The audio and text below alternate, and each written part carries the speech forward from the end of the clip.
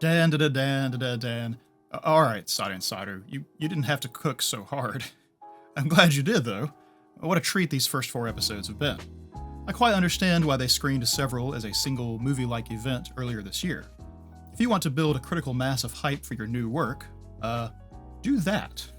The visual splendor is going to get a lot of the attention, no doubt, so let me begin with talking about the use of color. There's a point in the first episode when the series itself opens up, when the fantastical, rumored entities turn out to be no mere rumors. From then on, we have something of a color motif in play. A Turbo Granny or her borrowed power has red theming, the telekinesis aliens have this unsettling blue thing, and Momo's spiritual power this seafoam green. The ensuing first fight is thus a battle of hues, as rising or falling advantage for each participant is marked with their representative color, spilling out more or less onto the more monochromatic environment in which they contend. This is especially helpful when you have something invisible in play, like the power wielded by Momo and the aliens, but I feel its true impact is in how the simplified color palette turns the sequence into this high-contrast clash of shape and form that is far removed from what their everyday resembled. That is, the weirdness of the situation is echoed by the departure in appearance. We have left the normal world behind us. Now that would be effective on its own, but it's kicked up a notch in the middle when Okarun confesses the subject he had avoided earlier, the origin of his interest in aliens. The short montage of his young self, so desperately lonely that he was calling to the skies in hopes that someone somewhere would be his friend, is a raw bit. But it is also rendered in full color and detail of the normal world, looking just like the scenes before the wager begins. Cutting away from the stylized battle inside the spaceship to those scenes creates a kind of visual pause, like putting a beat of silence in a speech for emphasis. It puts an exclamation mark on the pathos of the confession. It also creates a dichotomy between their old world and the new one. As chaotic and confusing this sudden thrust into the supernatural may be, the normal life from before may not be so great either. We get another almost reversal of this color work in the encounter with the Flatwoods alien, who creates a kind of walled-in space that darkens and desaturates everything. While we again have some of the red color peeking out when Okarun transforms, it's strangled and muted compared to the fight against the first alien trio. It does not cast any red light on the surrounding surfaces. Momo uses her power, but it emits no color at all in this closed space. When Momo figures out how to reapply the seal without frying Okarun, and the alien is defeated, we now have a return to normal that feels more like relief. It's as if to say that while this sudden plunge into the supernatural is exciting compared to the mundane, there is still something to be said for the way they lived before. It's a kind of endorsement of a middle way, told in part through this manipulation of the color palette. Not that they actually get to rest back in the familiar world, as Momo's state means she can't maintain the suppression of the curse, and they are immediately in trouble. That ends up just being an opportunity to introduce her grandmother in a rather impactful manner. I don't know if Momo's memories of her, where she seems so much softer, more traditionally attired, are accurate, or some kind of idealization. They certainly set us up to expect something a far cry from this bat-wielding baddie. Another awesome character introduction, and a bat that is actually a giant implement for sketching barrier circles is a pretty compelling design choice. What I want to highlight in that bit, though, is the effectiveness of the exposition. Her encounter with a fully possessed Okarun involves this battle of drawn circles and warding nails. She explains how it works, which is just telling us how it works, but it's done with integration to the action. It doesn't feel like expo speak because of its proximity to the thing it describes. It builds up our understanding of the rules governing this power until the last bit, erasing the circle edge to collapse the effects together, and that does not need to be explained at all. Exposition slows down stories, but is still necessary to some degree for the audience to understand things that are outside their experience.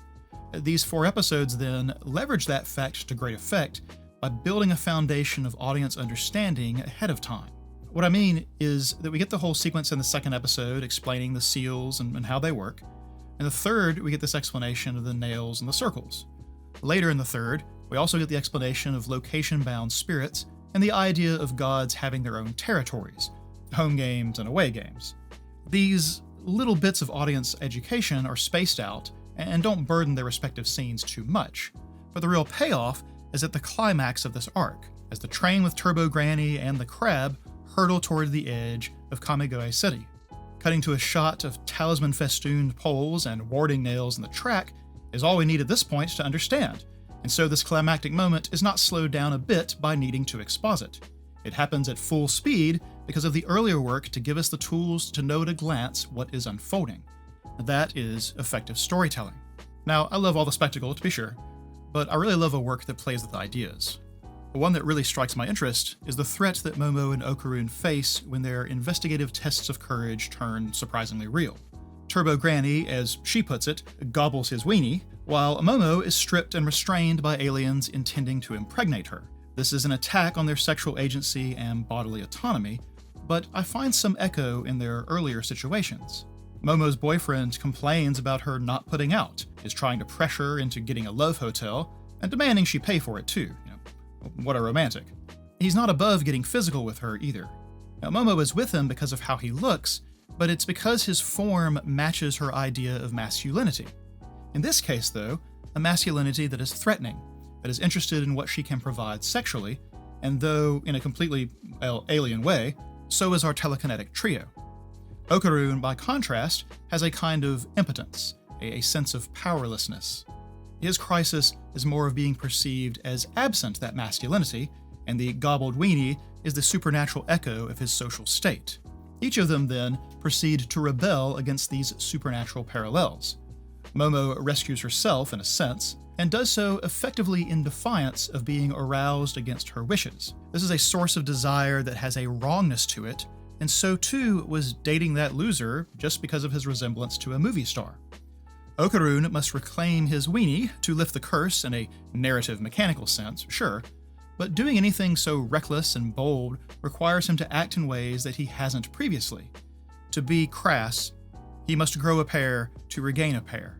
And while, again, it has narrative purpose, it's interesting that Turbo Granny returns the weenie right after they make the boldest, riskiest moves of traveling to the tunnel to challenge her. There's another interesting little bit in the orbit of this masculinity treatment. At the end of episode 4, we'll be told about the origin of the location-bound crab spirit. Young women that were violated and then murdered, dumped in the tunnel. Presuming that the perpetrators were men, this spirit is a kind of amalgamation of the worst outcomes of male aggression. Turbo Granny's alliance with them and the weenie gobbling now leave me with a question. Remember, it wasn't just Okarun. The curse went after the bananas of the aliens as well. There was direct hostility towards the most representative masculine feature. Now, I don't think all this is meant as an attack on maleness or masculine things in general, but I do find myself wondering about a challenge levied at a certain idea of masculinity. Okarun is really named Ken Takakura, the same as the actor who forms Momo's picture of ideal manliness. She cannot reconcile Okarun's looks and demeanor with Ken-san's name. Okarun doesn't match her idea of what a man should be. I thus wonder if our story's continuation will mean more challenges to the notion of a masculine ideal. In fact, I'm half wondering if Momo's powers being somewhat sealed after their initial awakening has something to do with this dissonance that she's experiencing. Changing her perception of Okarun as they spend time together might address both of these things then. One last thing, the fact that they will be spending more time together. Technically, the defeat of Turbo Granny ends the circumstance that made them have to work together. When Okarun leaves to go home, he says sayonara, subtitled for us as goodbye, but there is a little more nuance here. Sayonara has more of a sense of finality to it than a simple goodbye. It denotes a more significant departure or else a greater formality. Closer perhaps to saying, fare thee well, or take care of yourself. There's a subtext of no expectation that said parties would meet again soon, or that they are not close enough for casual speech. There's a reason you don't hear it much, outside of situations where someone means a permanent parting, such as when they're about to deliver a coup de grace.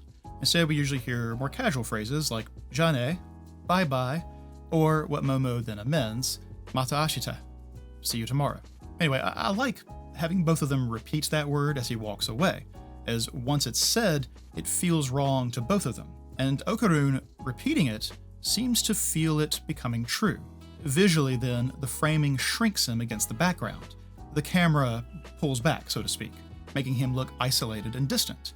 Visually, he is going back to who he was, the ostracized occult nerd and bully magnet. Bravo to the crunchy subs, who even put the subtitles at the top of the screen and away from him. You don't even get translated words for company. Thus, Momo calling out to him with a goodbye that implies they will see each other carries the subtext that he is not, in fact, going back to who he was. The curse bound them for a time, but something else binds them now.